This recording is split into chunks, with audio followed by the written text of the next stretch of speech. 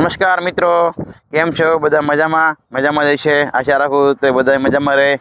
તો મિત્રો, ફરીવાર આપણે બહુતગીર વિસ્તારમાં એટલે એક બહુતગીરમાં જંગલ અને રેવન્યુ વિસ્તાર વિશે આપણે વાત કરવાની છે મિત્રો. તો સરસ મજાની બહુતગીરમાં હું ફિલ્ડ વર્કમાં હતો અને રેગ્યુલર અમારું આ ફિલ્ડનું કામ જ છે મિત્રો. તો ફિલ્ડ વર્કમાં એક આપણે એવો ઇસ્યુ બન્યો છે અને એવો પણ પ્રશ્ન બન્યો છે, પણ કોઈ જાણી શકતા નથી અને જોઈ પણ શકતા નથી, જેથી કરીને આવી નાની મોટી ભૂલ થઈ શકે છે. તો એ ભૂલ ન થાય એના માટે નાની એવી ચર્ચા કરવાની છે બહુતગીરમાં અને જંગલ વિશે મિત્રો. નાની એવી માહિતી છે મિત્રો, ખાસ કરીને આપણે જોવાનું છે. તો એ છે જંગલ બાવળને કાઢ્યું. બહુતગીરને રેવન્યુ વિસ્તારમાં જંગલ એટલે અહીંયા નતરું આપણે દરિયા કિનારા વિસ્તાર, કાંઠાનો વિસ્તાર, તમામ વિસ્તારમાં આપણે બાવળનું જંગલ હોય છે. બીજું કોઈ પણ જંગલ હોતું નથી. બધા વૃક્ષ ઓછા જોવા મળે, વડલો તે લીમડા પણ ઓછું છે. પણ જે બહુતગીર જે દરિયાકાંઠો વિસ્તાર છે ને, ખાડીવાળો વિસ્તાર, ત્યાં તમામ વિસ્તારમાં આપણે બાવળ વધારે જોવા મળે છે. બાવળ મળે અને ત્યાં પણ સિંહ વસવાટ કરતા હોય, દીપડા વસવાટ કરતા હોય, કોઈ પણ પ્રાણી બહુતગીર અને જંગલ વિસ્તારમાં વસવાટ કરતા હોય છે મિત્રો. તો એની વિશે આપણે નાની એક થોડી બહુતગીરમાં આપણે વાત કરવાની છે મિત્રો.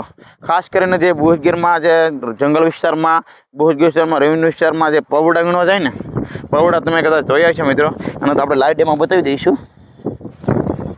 જો આ છે પવડા.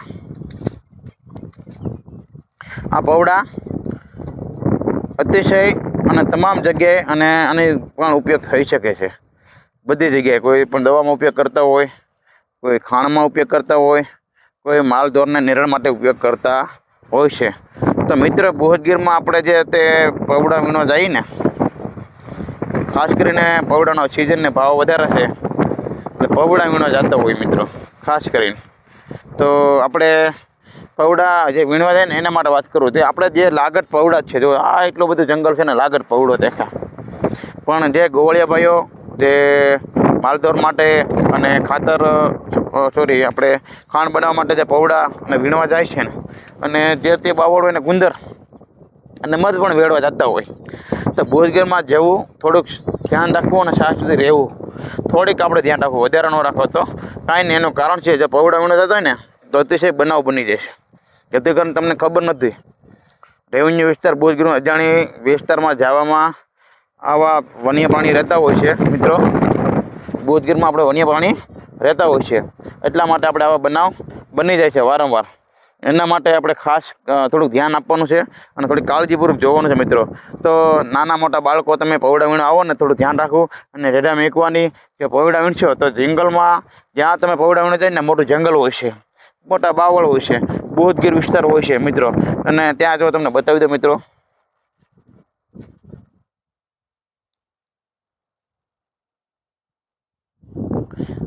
લાગે નીચે લાઈવ ડેમો છે, નજરા પવડા છે.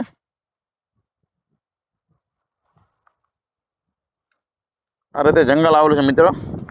તો પવડા વીણવામાં થોડુંક ધ્યાન રાખવાનું કારણ છે, આપણે નક્કી નથી કરી શકાતું ક્યાં જનાવર બેઠા હોય. કેમ કે બહુતગીર છે, આપણે વાડીમાં વીણતા તો કાંઈ પ્રશ્ન છે નહીં મિત્રો. એટલે બહુતગીરમાં પવડા વીણવા થોડું ધ્યાન રાખવું. અને કોઈ પણ ગુંદર લેવા જતા હોય, આપણે ગુંદરનો ડેમો બતાવી દઈએ મિત્રો. જુઓ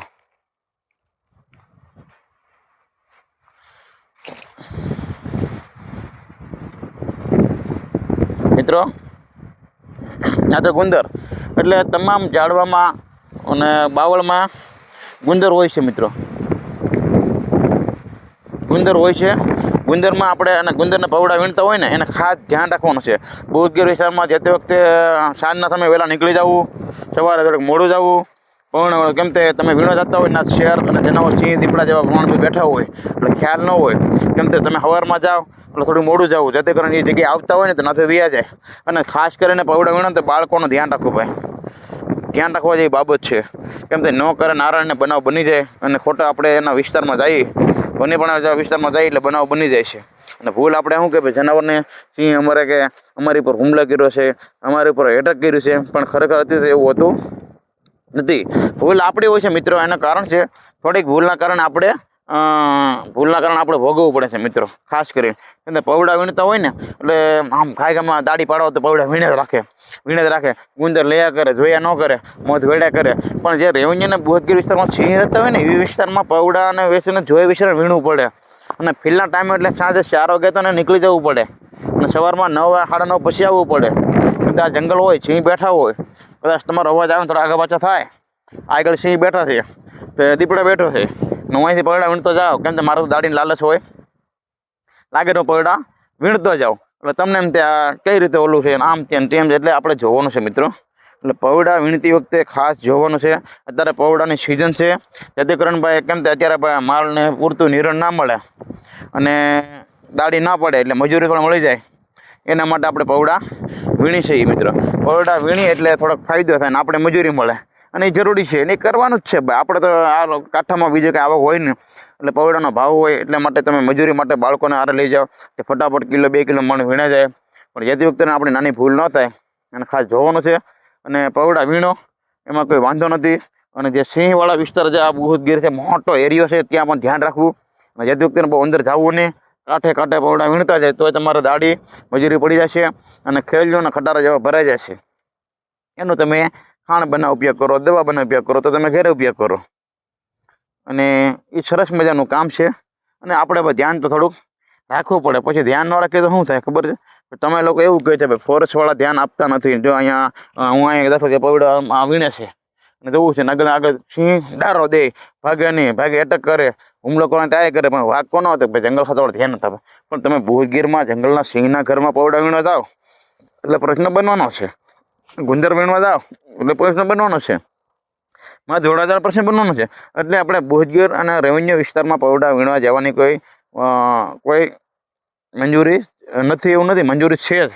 બધા તમે રેવન્યુ તો બુહદગીરમાં પવડા કે જતી વખતે ઘાસ લેવા ગુંદરમાં આપણે એ કરી શકાય. અને એમાં આપણે કોઈની પરમિશન લેવાની જરૂર હોતી નથી.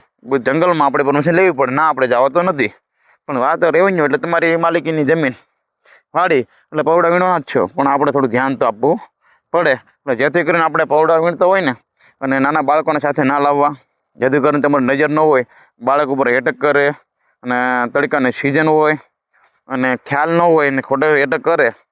અને ઉનાળાના સિઝનમાં સિંહ ગરમ હોય, જે તળાવ જેવો નાનો એવો વિસ્તાર છે ત્યાં પાણી પીવા આવતો હોય, નાનું બાળક દેખાતું હોય અને ફૂલ ગરમ તપી ગયેલું હોય તો કદાચ એટેક કરવાની પ્રશ્ન થાય.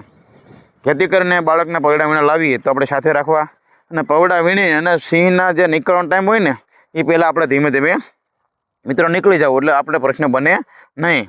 એટલે પવડા અને ખાસ કરીને આપણે બુહદગીરમાં જે લોકો મધ પવડા વીણવા જવા માટે ખાસ ફોરેસ્ટ ડિપાર્ટમેન્ટની મારી અપીલ છે. અને ખાસ કરીને તમે તમારે વીણો અને રોજગારી મેળવો, એમાં અમે ખુશ થઈ અને અમે તમારો સપોર્ટ આપશું ને અમે તમારી ભેગા છીએ. જેથી કરીને બનાવ ન બને એના માટે ખાસ કરીને આપણે થોડોક સવારે મોડું આવવું, બાળકોના સાથે ઓછા લાવવા અને જેથી સાંજના પીલના તમે વહેલા નીકળી જવું એવી અમારા ડિપાર્ટમેન્ટની અપીલ છે. જય હિન્દ.